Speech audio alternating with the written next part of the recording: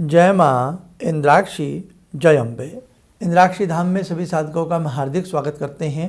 नव वर्ष सन 2026 की आप सभी को बहुत बहुत हार्दिक शुभकामनाएं।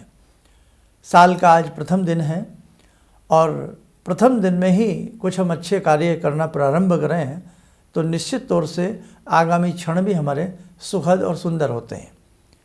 आज के इस सब्जेक्ट में हम आपसे बात करने वाले हैं कि नए साल की शुरुआत से ही क्यों ना हम अपने भाग्य को चमकाने का प्रयास करें। क्या मनुष्य के हाथ में है कि वो अपने भाग्य को चमका सकता है, अपने प्रारब्धों को काट सकता है और अपने जीवन में सुख और शांति की स्थापना कर सकता है। सारी जानकारी इस अंक में। आइए पहले पंचांग। 1 जनवरी सन 2026, दिन बृहस्पतिवार, संवत 2082, माघशीर्ष का महीना, शुक्ल पक्ष, तिथि आज त्रियोदशी है, नक्षत्र रोहिणी है, राहु काल 1:30 से 3, दिशा शूल दक्षिण दिशा। देखो, ये 365 दिन का जो गुलदस्ता है ना, इसका हर दिन एक फूल की भांति है। हर दिन जैसे एक फूल महकता है, चहकता है, वैसे ही इन 365 दिन का जो गुलदस्ता है उसका हर दिन हर पुष्प आपको पुष्पाशित करे, आपको महका डाले, आपके जीवन की बगिया महक उठे। जीवन में हर व्यक्ति चाहता है कि उसकी तरक्की हो। जीवन में हर व्यक्ति चाहता है कि जो उसने नहीं पाया है उसको वो पाले। सन 2025 में न जाने हम पीछे क्या क्या गम छोड़ आए, क्या क्या बातें छोड़ आए, कितनी ऐसी आशाएं, उम्मीदें हमारी रही होंगी जो शायद सबकी पूरी ना हुई हों। लेकिन एक चाहत, एक मन में दृढ़ विश्वास, एक ऐसी कल्पनाएं व्यक्ति का मन हर समय बुनता रहता है कि काश किसी तरह से मैं ये कर लूँ, मेरे साथ ऐसा हो जाए, मैं इस चीज़ को पालूँ, है ना। इसी सिलसिले में जीवन का चक्र चलता रहता है और कई बार पता ही नहीं लगता कि उम्र की दहलीज इतनी बढ़ जाती है कि कब हम 40 के हो गए, कब 50 के हो गए, कब हम 60-80 के हो गए। आशाएं पूर्ण नहीं हो पाती हैं। कई बार हम ज्योतिष की तलाश में भी नाना भांति के रत्न पहनते हैं, नाना भांति के टोटके, जुमले, उपाय, बहुत सारी चीज़ें करते हैं, लेकिन कई बार हाथ कुछ भी नहीं लगता। तो आज इस प्रथम दिवस पे मैं आपको एक चीज़ कहना चाहता हूँ जो मेरी अपनी अनुभव सिद्ध है और शायद आप में से भी लाखों व्यक्तियों की ये अनुभव सिद्ध बात होगी। इंसान, व्यक्ति की साधना ही उसे बल दे सकती है। जब जिंदगी के समस्त रास्ते बंद हो जाएं, चाहे द्वार बंद हो जाएं, आप अपनी साधना को प्रगाढ़ बनाइए। ये तो विश्वास सारे संसार को है कि भगवान है, कोई शक्ति है, महाशक्ति है जो इस संसार को चला रही है।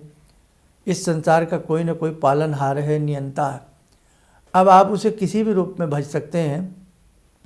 शिव के रूप में आप उसे भजें, राम के रूप में आप उसे भजें, श्याम के रूप में आप उसे भजें, जगत जननी जगदम्बा के रूप में आप उसे भजें। महाशक्तियाँ हैं, उनके विभिन्न स्वरूप हैं। जिस स्वरूप की एक साधक कल्पना करके आगे अपनी साधना को लेकर के चलता है, वही स्वरूप उसके जीवन में उसे स्वीकार होता है और उस स्वरूप के कई बार साधकों को साक्षात्कार हो जाते हैं और जीवन बदल जाता है। अब हमें करना क्या चाहिए? आप किसी बात के चक्कर में ना पड़ें। आप बस किसी विशेष मंत्र की प्राप्ति कर लें या जिनके पास गुरु प्रदत्त विशेष मंत्र हैं, आप अपने उन्हीं मंत्रों में जान उड़ेलना प्रारंभ कर दें। आज से ही ऐसा प्रतिज्ञा लें कि सन 2025 में जो हमने खोया है, हमें सन 2026 में अवश्य उसकी प्राप्ति करनी है। और देखो, दिन बीतते रहेंगे, 25 के बाद 26 आ जाएगा और 26 के बाद 27 आ जाएगा और पता नहीं लगेगा कब 78, 48 और पता नहीं क्या क्या आ जाएगा। समय चलायमान है, ये कभी एक जगह ठहरता नहीं है। हम चले जाएंगे लेकिन तारीखें फिर भी बदलती रहेंगी। इसलिए ध्यान रखना कि अपने जीवन की अंतिम तारीख आने से पहले, अपने जीवन का अंतिम क्षण आने से पहले, अंतिम वर्ष आने से पहले हम जीवन में कुछ ऐसा कर जाएं कि वास्तव में हमें लोग याद करें। हमारी आत्मा जब इस शरीर से, इस देह से जुदा हो तो लगे कि आत्मा अब परमात्मा में विलीन हो गई है। जन्म और मरण के इस फेरों से, चक्कर से हम अपने आप को बचाने का प्रयास करें। ऐसी बात नहीं है। अनेकों साधु संत की वाणी यदि हम सुने और उस वाणी पर हम अमल करें, उस पर चलें, तो अपने जीवन को हम धन्य बना सकते हैं। तो आप ध्यान रखें, दुर्गा सप्तशती हुई, गायत्री महामंत्र हुआ, तो आप किसी भी तरह से अपने मंत्र को बलवान बनावें और आज एक समय निकाल करके चार मुखी का दीपक यानी कि चौमुखा दीपक जिसको कहते हैं, चारों दिशाओं के निमित्त उसे प्रज्वलित करें। उत्तर से, पूरब से, पश्चिम से, दक्षिण से, हर दिशा से मेरा शुभत्व हो, हर दिशा से मुझे शुभ की प्राप्ति हो। और भगवान चहुँ ओर है, भगवान समस्त दिशाओं में वास करता है। ऐसा भास करते हुए पूर्वाभिमुख होकर के या जैसे भी आपका मंदिर बना है उसमें बैठ कर के आप 1 घंटा आज कम से कम जो भी मंत्र आपको आपके गुरु ने दिया हो या जो भी आप पढ़ते आ रहे हो जीवन में दैनिक दिनचर्या में, उसका पाठ भाव से करें, उसका पाठ मन से करें। देखो भैया, क्लास में टीचर वही है, पुस्तकें वही हैं और स्टूडेंट भी वही हैं, लेकिन सभी फर्स्ट श्रेणी में पास नहीं होते, है ना। टीचर पढ़ाता सबको एक सा है, लेकिन अब उसको पढ़ता कौन कितने मन से है वो अव्वल आता है। इसीलिए ध्यान रखें, आज से ही हम अपने जीवन का एग्ज़ाम ऐसा देना शुरू करें कि हम किसी भी परीक्षा में असफल ना हो, हम किसी भी परीक्षा में फेल ना हो।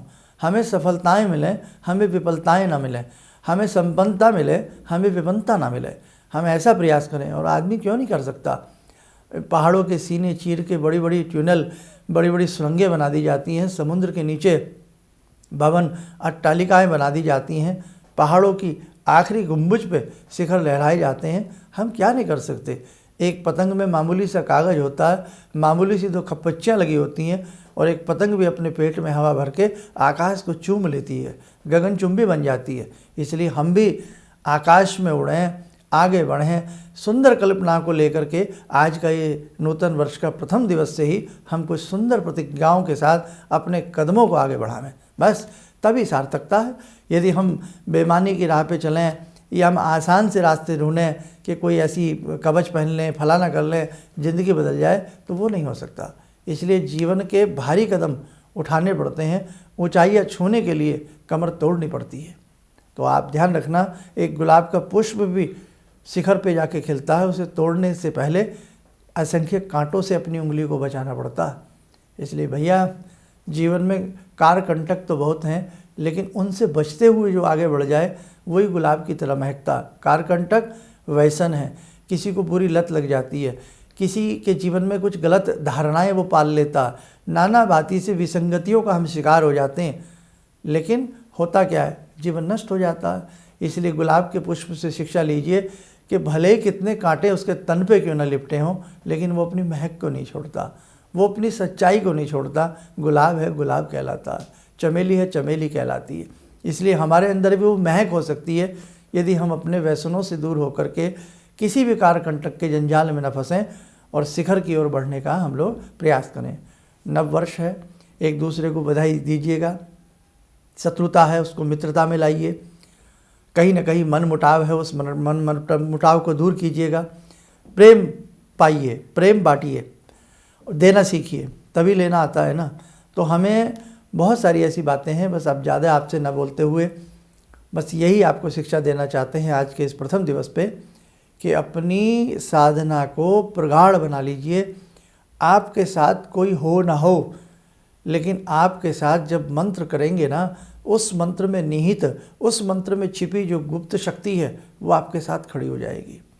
अकेले में व्यक्ति रो पड़ता है, अकेले में व्यक्ति भगवान को याद करता है और उसके दिल में जो भी कुछ होता है ना, वो भगवान के सामने मानसिक रूप से सही किसी भी रूप में वो निकाल देता है। इसलिए भगवान हैं ये निश्चित बात है, कोई शक्ति है ये निश्चित बात है, गुरु के मंत्र में बहुत पावर है, ये सच्चाई है। बस उसी सच्चाई और नियति के साथ आप मान लेना, भले अब तक किसी ने आपका साथ न दिया हो, लेकिन आज से ही आप अपनी साधना को बलवान बनाएं, निष्ठा के साथ, ईमानदारी के साथ। आप देख लेना, निश्चित तौर से आपको सफलताएं प्राप्त होंगी, एक महाशक्ति आपके संग कार्य करने लगेगी।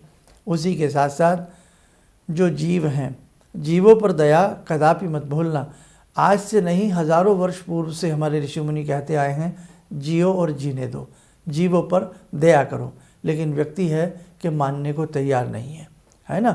सुबह का ब्रेकफास्ट भी प्रारंभ होता है किसी बस क्या कहें आपसे, इसलिए बस ज़्यादा ना कहते हुए आज से आपको प्रतिज्ञा लेनी है कि हम जीवों के प्रति बिल्कुल दयावान बनेंगे, हम निष्ठावान बनेंगे। देखो भैया, जीवों के दर्द को हम नहीं समझेंगे तो कौन समझेगा। किसी और लोक से कोई व्यक्ति नहीं आएगा यहाँ जीवों के ऊपर दया दिखाने के लिए। इसलिए हम सबको मिलकर के जीवों के प्रति दया संवेदनाएं हमें रखनी है। वो भी हमारे समाज का एक हिस्सा हैं, वो भी प्रकृति का एक अंग हैं, वो भी भगवान के बनाए हुए बच्चे हैं। इसलिए जैसा दर्द हमें होता है वैसा उन्हें भी होता है, जैसी भूख हमें लगती है उन्हें भी लगती है। इसलिए जिस साधक ने अगर जीवों के प्रति दया नहीं रखी, जिस साधक ने जीवों को जीव मात्र समझ करके उन्हें केवल भोजन की वस्तु बना करके रखा है, तो ध्यान रखना आपकी साधनाएं कभी सफल नहीं हो सकती। आपने दूसरों के दुख को कभी दुख नहीं समझा है तो ध्यान रखना आप जिंदगी भर घंटी डमरू बजाते रहिएगा, आपकी साधना सफल नहीं हो सकती। इसलिए साधना का मात्र इतना ही ना समझें कि 8 माला 5 माला 25 माला आपने कर ली और आप चौड़े हो गए। संसार में जो दुख है ना, उस दुख को बांटना भी आना चाहिए। जब आप दुख को बांटें, भले ही एक माला करें, सच्चे मन से करें, और दुख बांटने की आदत जिस दिन आपके अंदर आ गई ना, आप समझ लेना कि आपकी साधना बहुत शानदार चल रही है, आपकी साधना बहुत अच्छी चल रही है। बस अपनी दैनिक नियमित रूप की साधना के साथ साथ अपने दैनिक कर्तव्यों से भी मुँह मत मोड़िएगा। सामाजिक हैं हम लोग, सामाजिक बन के हमें रहना है, और समाज में जो भी हमें खामियां नज़र आती हैं, कहीं कुछ दर्द नज़र आता है, तो बेटे उस दर्द को थोड़ा हम भी महसूस करने का प्रयास करें, और दूसरों के चाहे वो जीव हों कोई भी हों, उस दर्द को बांटने का प्रयास करें। चलते चलते ये वर्ष आपको बहुत कुछ दे करके जाए, आपको हज़ारों खुशियाँ मिलें, आपकी आंखों में कभी आंसू ना आवें, जीवन में आप यूं ही हंसते रहें, मुस्कुराते रहें, एक पुष्प की तरह आप खिलते रहें। आइए प्रारंभ करते हैं। 2 मिनट के लिए जगत जननी जगदम्बा की साधना से जुड़ें, ध्यान से, बहुत भाव से भगवती के निमित्त हाथ जोड़ें। ओम सिंदूरारुण विग्रहां त्रिनयनां माणिक्यमूले स्फुरात् स्तारानायक शेखरं स्मितमुखी बापेन वक्षोरुवां पाणिभ्यामलपूर्णरत्नचषकां रत्नोत्परां बिभ्रति सौम्यां रत्नघटस्थरक्तचरणां ध्यायेत् परां अम्बिकां खड्गं चक्रगदेषु चापपरिगान् शूलम्बुशुण्डिं शिरा शङ्खं संदधतीं करे स्त्रीनयनां सर्वाङ्गभूषावृतां नीलासमद्युतिमास्य पाददशकां सेवे महाकालिकां यामास्तो स्वपितैर्हरो कमलजो हन्तुं मधुं कैटवम् विद्युद्दाम समप्रभां मृगपते स्कन्दस्थितां भीषणां कन्या विहकरवालखेटविलसा धस्ताविरासेवितां हस्तैश्चक्रगदाशिखेटविशिखां चापं गुणं तर्जनीं विप्राणामलिलात्मिकां शशिधरां दुर्गां त्रिनेत्रां भजे। कवच बना लें, ध्यान करें, भगवती का शुभ आशीष हम सबके ऊपर बरस रहा है।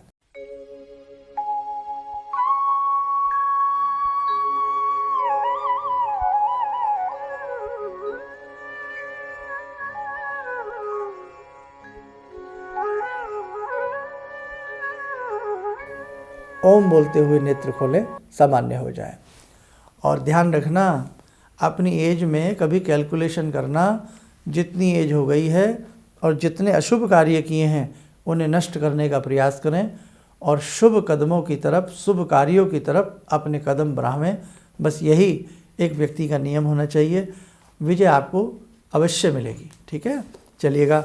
और बाकी आगामी जो हमारे कार्यक्रम हो रहे हैं, दुखों के निवारण के लिए, कष्टों के निवारण के लिए, प्रारब्ध के दोषों के लिए प्रैक्टिकली रूप में हम विश्वास करते हैं। हम छू छा हूँ हाँ में विश्वास नहीं करते।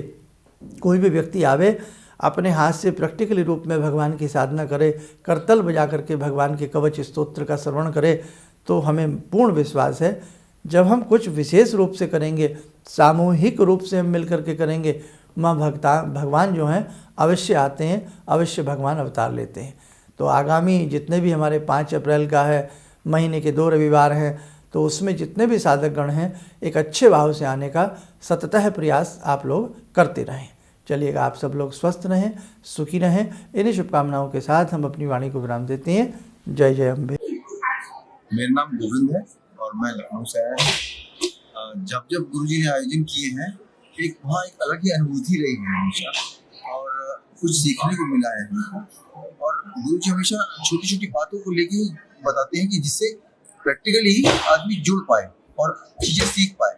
और जो मतलब सिर्फ सुनना और कहना ही नहीं इम्पोर्टेंट है, मतलब समझना भी इम्पोर्टेंट है। और प्रैक्टिकली गुरुजी जो बताते हैं, प्रैक्टिकली मतलब कि आदमी पूजा जब करेगा तब वो उसके अंदर जो बदलाव आएगा, वो चीज। किसी भी समस्या के समाधान के लिए मिले प्रसिद्ध हस्तरेखा एवं वास्तु विशेषज्ञ प्रोफेसर धर्मेंद्र शर्मा जी से।